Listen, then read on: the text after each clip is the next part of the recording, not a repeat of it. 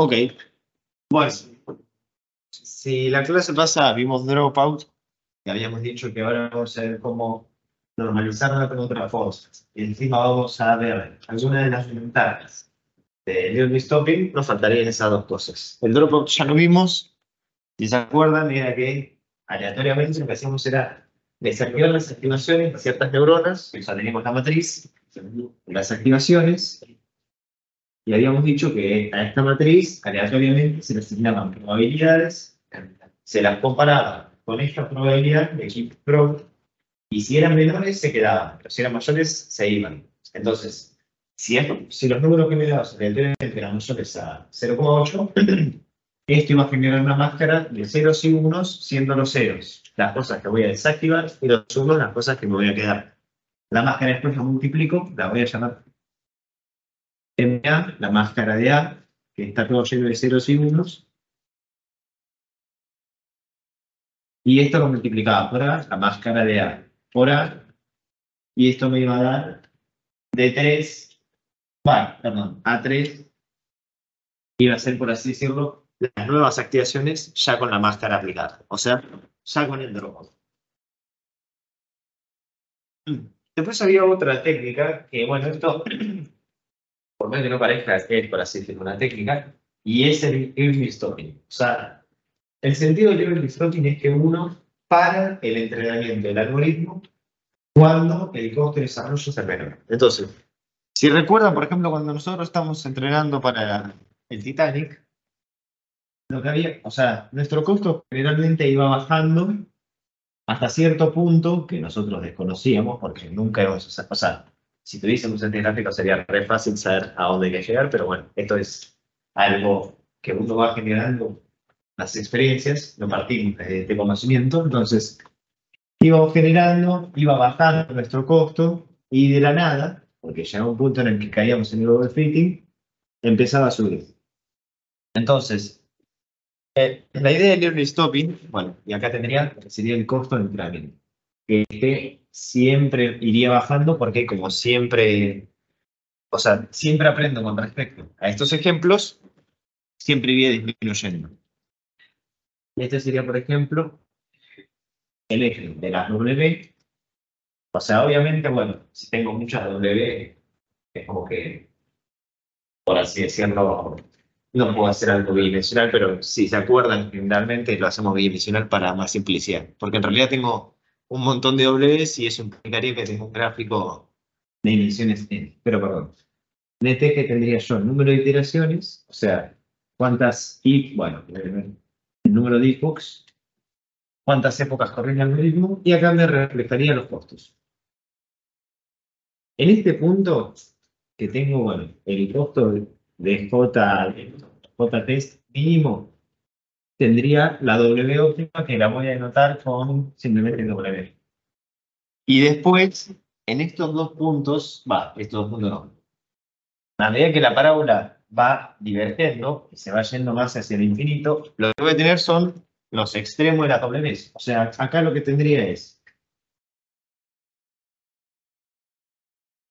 una W muy grande, o sea, mucho mayor a cero. Puede ser negativa o positiva, pero el chiste es que la W está muy lejana a cero, es un parámetro en distancia con respecto a cero muy grande, y en la otra punta, acá tendría una W que el módulo muy chiquita y muy cercana a cero. O sea, si se ponen a pensarlo, tiene sentido porque la idea sería que yo tengo la parábola y apenas empiezo, mis parámetros son chiquititos. ¿Se acuerdan que los inicializaban entre 0 y 1? No lo suelo inicializar muy grande. Entonces, si me voy a pocas iteraciones, es como que voy a ver que mi W es muy chiquita. Y a medida que subo las iteraciones, generalmente la W va a ir creciendo. Y se acuerdan que yo le puedo aplicar la regularización para que no crezca tanto la W.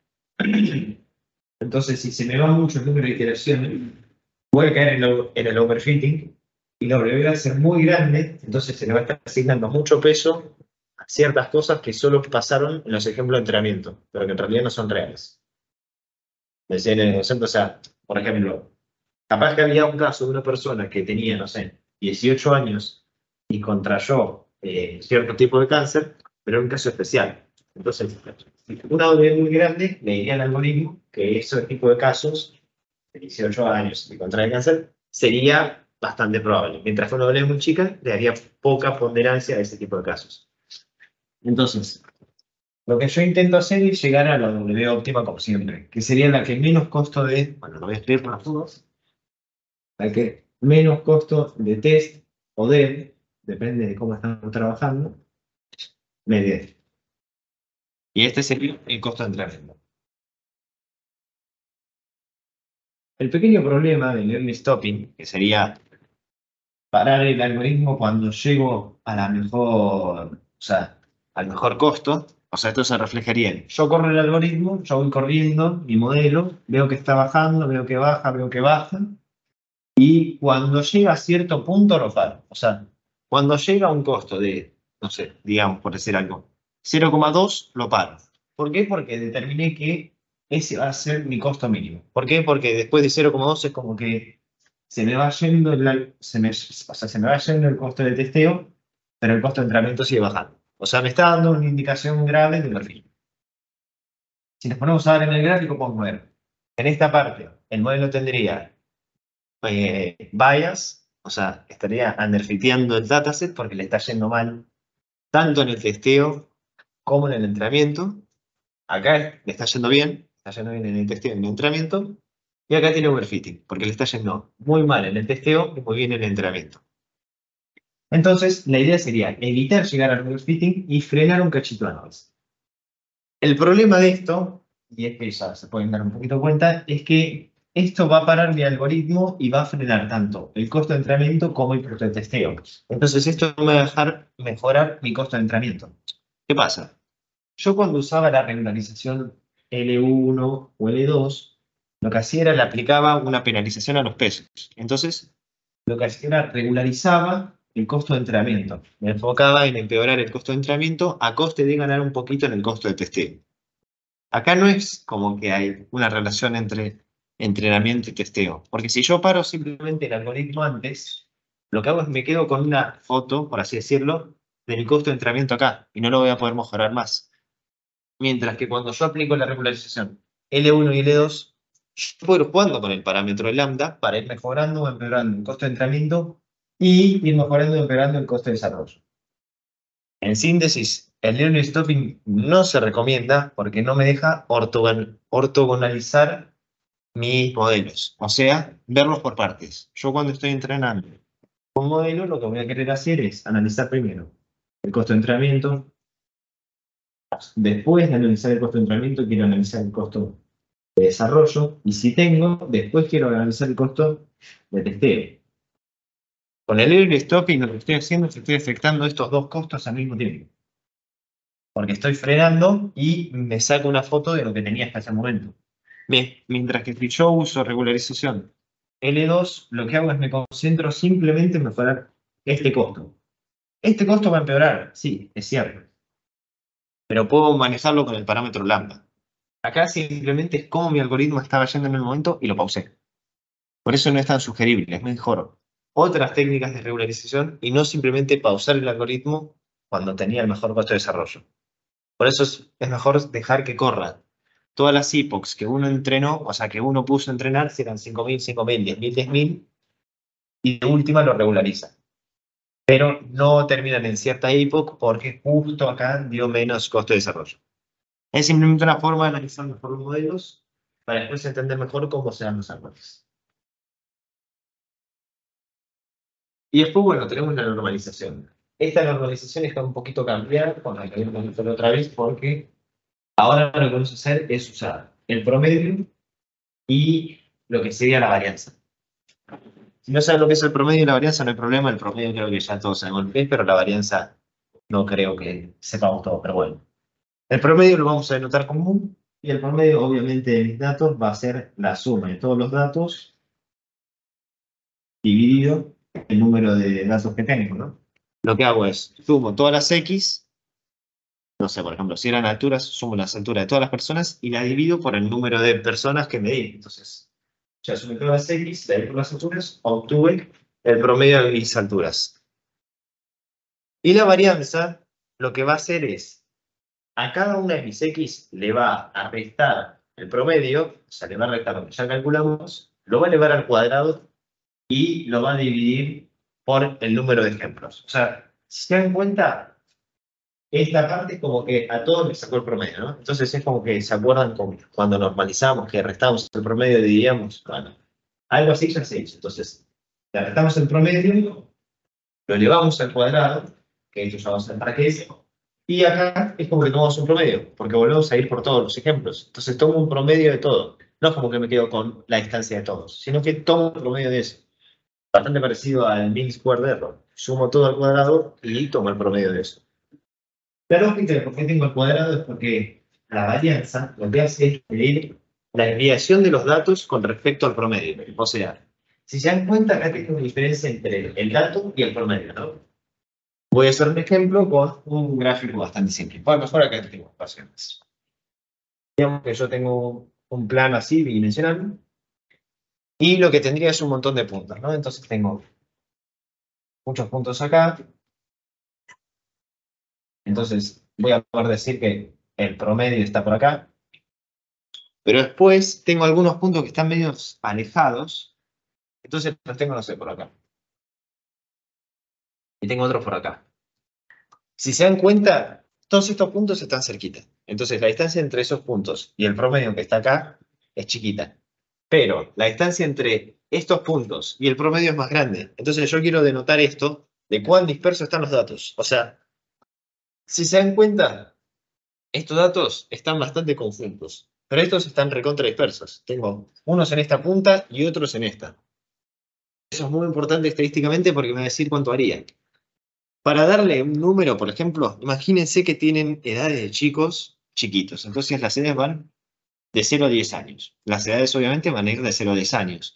A lo sumo, la máxima diferencia con el promedio va a ser de 10. O sea, si la mayoría de los chicos tenía 0 años y había un chico de 10, a lo sumo de tener una distancia de 10. Ahora, si digo, bueno, no voy a hacer de 0 a 10 años, voy a hacer las edades de las personas. Las edades de las personas van a poder ir de 0 a, bueno, no te digo infinito porque nadie vive infinito, pero digamos 120 años, ¿no? Ahí la máxima diferencia se podría magnificar hasta, no les digo 120, porque es difícil que la mayoría de las personas en el mundo tengan 0 años, pero fácilmente la mayoría de las personas del mundo tienen 50 años, ¿no? O sea, tomamos todo el promedio, alguien que tiene 100, alguien que tiene 0, hacemos el promedio de eso, va a dar 50. Y hay un montón de personas que están en el medio. Entonces lo que voy a tener es casi como si fuese así una curvita,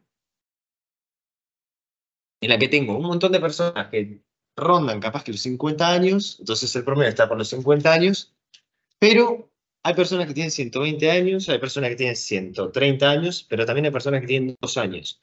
Entonces la diferencia entre el promedio, o sea, la distancia entre lo que la gente generalmente tiene y algunos casos es grande, son 70 años ahora, no son 10 años. Y eso lo hago con esta diferencia. Entonces, el dato, no sé, 120 años menos 50 años, que es el promedio, al cuadrado. Entonces, ese 70 lo magnifico al cuadrado, entonces le digo, acá hay mucha distancia. O sea, la distancia entre esta persona y esta, o sea, entre esta persona y lo que las personas suelen tener es importante. Por eso lo tengo al cuadrado y además para no tener negativos. O sea, siempre veo los negativos, porque todo esto son medidas estadísticas que obviamente no tendrán que ser positivas. Que la distancia no la puedo medir con números negativos. O sea, la distancia entre dos cosas no puede ser negativa. A lo sumo es positiva. Si es negativa, tomaría el módulo. Y lo único que hago para después normalizar es restarle a mi dato el promedio. Y después lo divido por no la variante, sino por la desviación estándar. Ya igual vamos a ver lo que es la desviación estándar, pero el chiste es que yo tomé todas las edades, las sumé y obtuve el promedio. Y después obtuve la varianza al hacer la diferencia entre la edad y el promedio al cuadrado y hacer el promedio de eso, ¿no?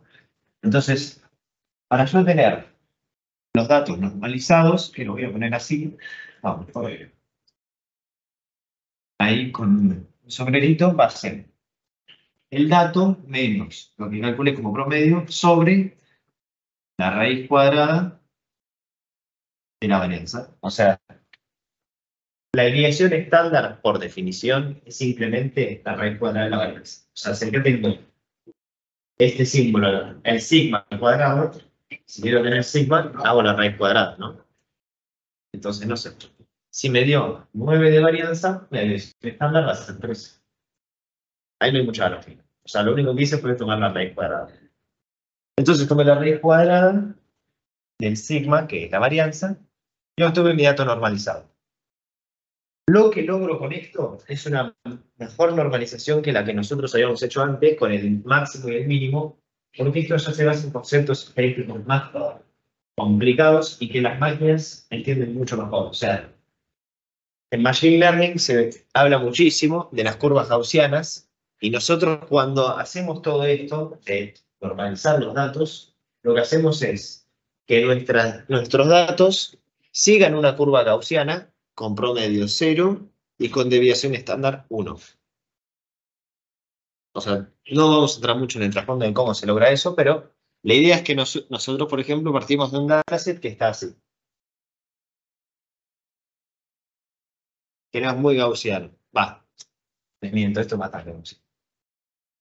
Pero más que algo así. Vale. No me salió justo, pero bueno. El chiste es que no tiene esta curva tanto de campana. Entonces, partimos de algo que no tiene tanto la curva de campana, o que tiene una curva de campana, pero la tiene media rara, o sea, tiene una curva así. Lo que quiero es dejarlo en forma de una curva estándar. Una curva que tenga la forma estándar de una curva gaussiana, que es con promedio 1 y con desviación, perdón, con promedio 0 y desviación estándar 1. Si a alguien le interesa, igual lo podemos ver más adelante, pero la idea de todo esto es que simplemente logré normalizar los datos y la máquina nos va a entender con mucho más facilidad que cuando hacíamos el otro proceso. O sea, antes lo dejábamos entre 0 y 1, pero ahora lo que estamos haciendo es, lo dejamos en una forma estadísticamente más lindo para la máquina. Simplemente eso. No hace falta que se queden tanto con este concepto, sino con cómo literalmente llegamos a normalizarlos. Porque esto sí que va a servir la práctica de cómo tienen que normalizar datos. Porque, bueno, simplemente lo que tiene que hacer es tomar el promedio. Y, bueno, si no se acuerdan la fórmula de la desviación estándar, las librerías de Python ya están llenas de funciones que hacen eso. O sea, NumPy, estas dos cosas las hace en una línea, así que no hay mucho problema con eso. Así que, bueno, por nuestra rutita de aprendizaje, ahora nosotros hemos empezado a ver algoritmos de inteligencia artificial tradicional, o sea, vimos regresión lineal, sigmoid. Vimos después redes neuronales, que ya no son tan tradicionales, o sea, que existían para 1972, pero que tuvieron un auge en este siglo. Y ahora lo que estamos haciendo es ver la optimización de modelos. O sea, cómo yo puedo optimizar mis modelos para que converjan mejor al mínimo, para que lo hagan más rápido y para solucionar algunos de mis problemas de overfitting y underfitting. No sé si a alguien le quedó una duda, pero si no, seguimos. Ok. Entonces, la idea es que, bueno, ahora que nos sobra un poquito de tiempo, vamos a ver lo que es la regresión estocástica y la de mini-batch. O sea, son dos tipos de regresiones. Es como lo que ya estemos viendo igual, es simplemente cómo organizo el dataset para entrenar los datos. O sea, para entrenar el modelo, perdón. Entonces, la idea es comprender la regresión de mini-batch, que es bastante simple, interpretar las ventajas de la regresión estocástica, ya vamos a ver qué es, y analizar las ventajas de la regresión de batch. Porque lo que estuvimos haciendo de meter todos los ejemplos de entrenamiento en una matriz no es tan eficiente. Entonces, la idea de la regresión de mini-batch es que lo que voy a hacer es, en vez de mandar todos los ejemplos de entrenamiento para que se entrenen de una y computar el gradiente con respecto a eso, voy a crear mini-batches. Entonces, los mini-batches van a ser de cierta longitud que yo determine. Entonces, por ejemplo, XT va a ser el mini-batch T. O sea, la X del mini-batch T. Voy a borrar esto. O sea, yo tenía una dataset, por ejemplo, de 1000 ejemplos, y eso lo voy a dividir en mini batches o en mini conjuntos de, no sé, 200 ejemplos, o algo más chiquito a 1000 ejemplos, esa es la idea. Digamos de 500, así solo me quedan 2 y no me voy mucho con la anotación. Entonces, mi m es igual a 1000. Y después yo tengo un x1 que tiene 500 ejemplos. Y después tengo un x2 que tiene otros 500 ejemplos. Que estos ejemplos serían, por ejemplo, del x0 al 501, sin incluir el 501, y este sería del 501 al final, ¿no? O sea, incluyo los primeros 500 acá y los últimos 500 en este otro. Obviamente los puedo mezclar y todo eso para no causar problemas. No va a cambiar mucho igual porque voy a entrenar con todos. Entonces, N va a ser la longitud del minimatch y por lo tanto las dimensiones de X van a ser NX, el número de rasgos. ¿Se acuerdan de que NX era el número de rasgos? Entonces, no sé, NX igual a 3 significa que mis datos tienen 3 rasgos. O sea, no sé, estoy trabajando con personas, las personas van a tener una altura, un sueldo y capaz que sí, un no, si tiene un auto. Por decir algo, NX es el número de rasgos que tiene mi dato. Entonces voy a tener una matriz de NX, o sea, cada fila va a tener NX cosas, va a tener el auto, el sueldo, la edad, y L porque va a tener L filas, o sea, va a tener la cantidad de filas que yo haya determinado, que en este caso van a ser 500, o sea, L en este caso es igual a 500, ¿no? O sea, porque se dijo que el minimatch va a tener longitud 500, L va a ser 500. Exactamente lo mismo para las Y, o sea, voy a crear minimatch de las Y, porque si creo minimatch de la X, ¿se acuerdan que cada X está mapeado a una Y? No puedo llevarme la X y no llevarme la Y. Entonces me llevo la X, me llevo la Y, y exactamente lo mismo. Tengo una I de T que va a tener NI. NI sería la cantidad de salidas. O sea, por ejemplo, si se acuerdan cuando estamos de multiclase, o sea, si yo tengo perro, gato, hámster y un montón de animales, NI va a ser un montón de cosas. No es solo una etiqueta. Tengo un montón de etiquetas a predecir. Y L porque es la longitud del minimatch. Otra vez. Entonces, acá lo que hicimos es un pequeño grafiquito del costo. ¿Se acuerdan de cuando hicimos un gráfico de contor de que era un círculo? Ya lo perdí. ¿Se acuerdan del gráfico de contor? Si no se acuerdan, no, no hay problema. NX es la cantidad de rasgos. El número de rasgos de X y NX sería, por así decirlo, el número de rasgos de Y. O sea, la cantidad de etiquetas que voy a tener en la salida, ¿no?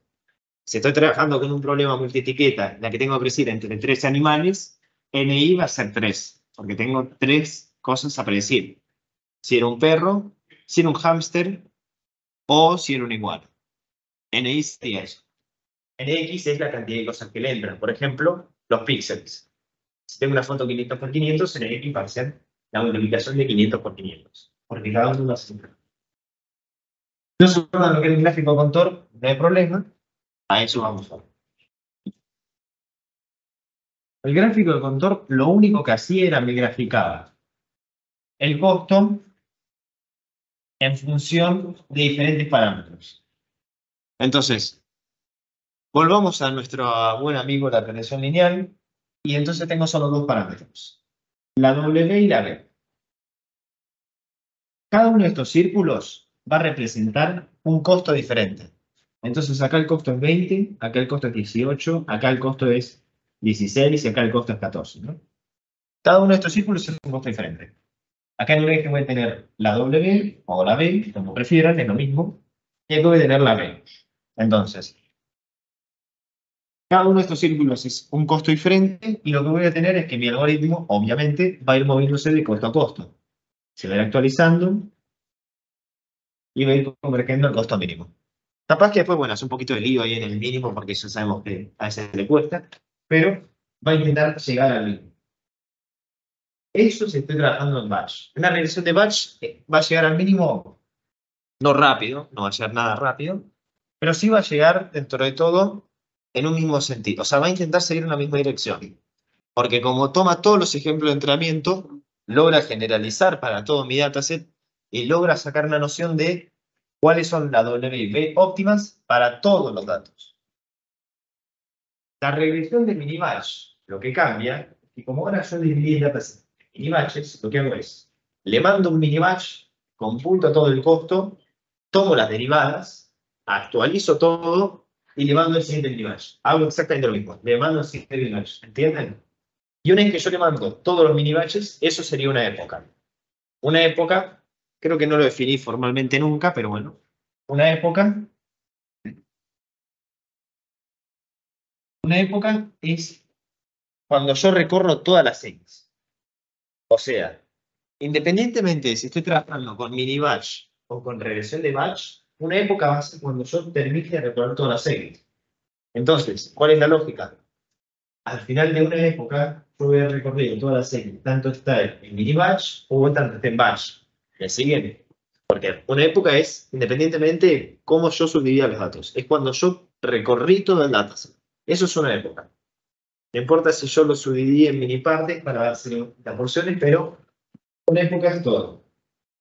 Entonces, la lógica de la regresión de mini batch es que yo en vez de tirarle, no sé, las 1000 filas de una, o sea, mi matriz de dimensión 1000 de una, lo que hago es le tiro matrices más chiquitas de 500 que son más fáciles de computar para la computadora. O sea, la computadora en vez de hacer 1000 computaciones, o sea, porque piensen que todo esto es casi exponencial.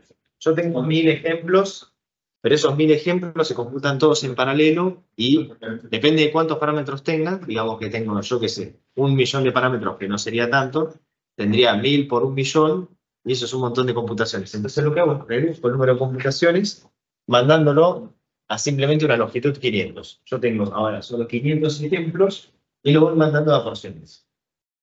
Lo que esto va a terminar causando igual es que las actualizaciones no se hagan siempre en la dirección que yo quería.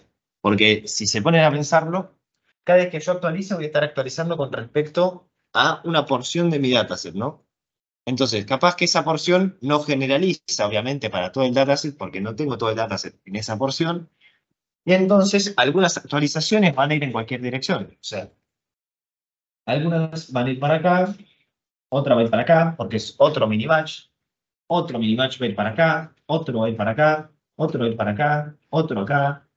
Entonces, el mini batch tiende a ser más ruidoso, pero logra al fin y al cabo converger porque va a ir, o sea, por más de que no actualice con respecto a todo el dataset, sí que voy a estar actualizando con respecto a una porción y después encima cuando recorra los otros mini batches es como que eso se reproduciendo. O sea, está bien, bueno, no actualizo con respecto a todo el dataset, es más ruidoso, está bien.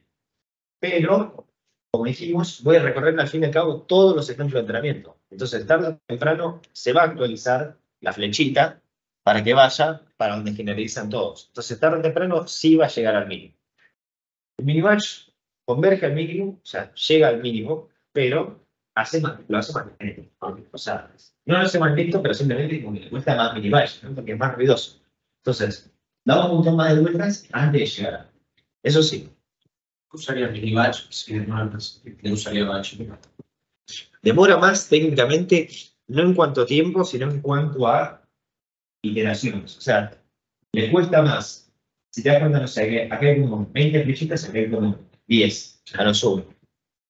Pero en cuanto a tiempo real, el minimatch lo hace mucho más rápido. La relación no te la sé decir, pero es como que este tarda 10 segundos y este tardó 2.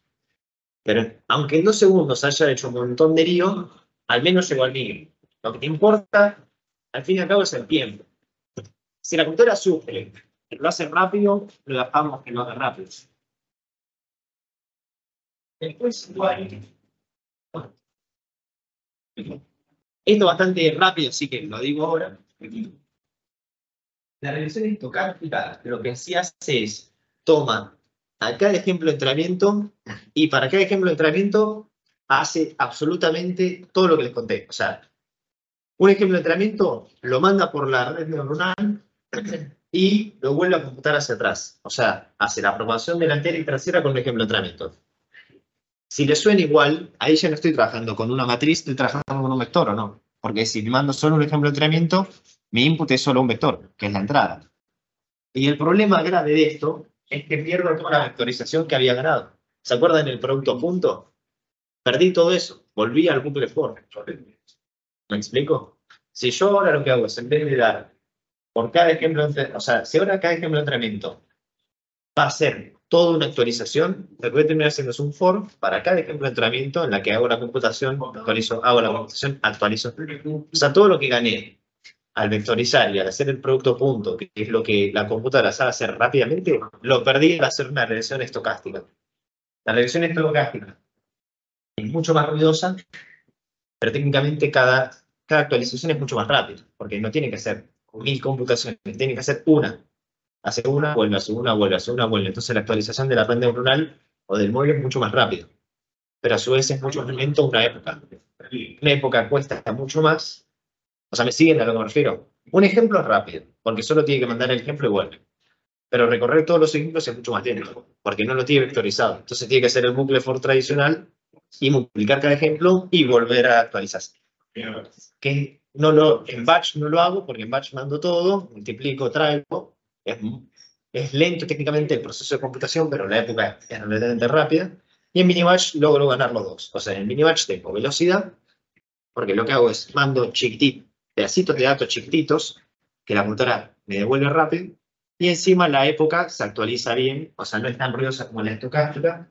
La estocástica lo que hace es, como toma cada ejemplo de entrenamiento y lo actualiza, esto es muy ruidoso, porque imaginen que el modelo se actualiza con respecto a un solo ejemplo. No es como que generaliza. Toma un ejemplo, se actualiza como un ejemplo. Entonces lo que te refiero es con un algoritmo ruidoso, igual sí termina convergiendo, pero después de muchas iteraciones. Y esto es muy lento. Pero eso no es lo que. Entonces, el batch, la longitud sería igual a n, la longitud es 1, y el minibatch, la longitud está entre 1 y n. Si es 1, sería estocástica, y si es n, es batch. Entonces, lo que vimos es técnicas de regularización, y hoy vimos a su vez también vimos las alternativas a la regresión de batch.